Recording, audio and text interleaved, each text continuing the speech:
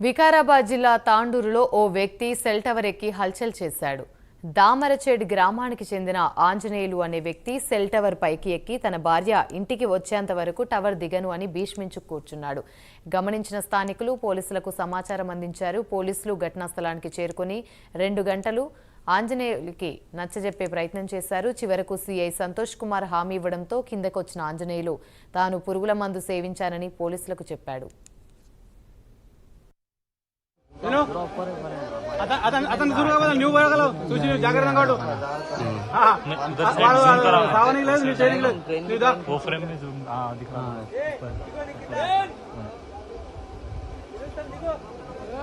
आपका लिए पूरा खानदान का लिए नंबर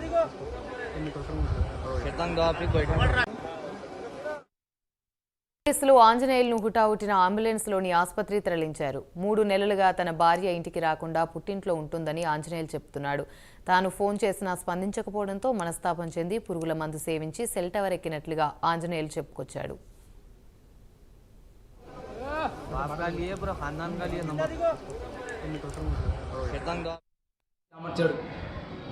ముద్రాజ్ ఆంజనేయులు. ఏం పని చేస్తారు? Auto driver. ఎందుకు టవర్ ఎక్కినావు? టవర్ ఎందుకు ఎక్కినావు?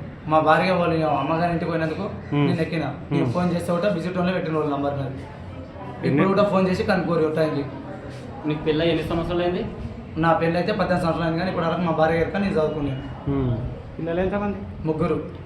అంటే ఆడపిల్లలు మగపిల్లలు ఎంతమంది? ఒక కొడుకు, 3 ఇద్దరు కొడుకులు, ఒక బిడ్డ. హాస్పిటల్కి ఎందుకు తీసుకొచ్చారు ఇప్పుడు నేను? సార్ వాళ్ళు ఏమన్నా రేపనాడు ఇంద్ర పిల్లలు విషయంలో నేను ఎందుకు ఇది చేసుకున్నా దాంట్లో వచ్చిన దొరుకుని వచ్చిందా మందు తాగినా ఉంటారు? మంది అయిన ఆల్రెడీ. ఏం మందు అయినా?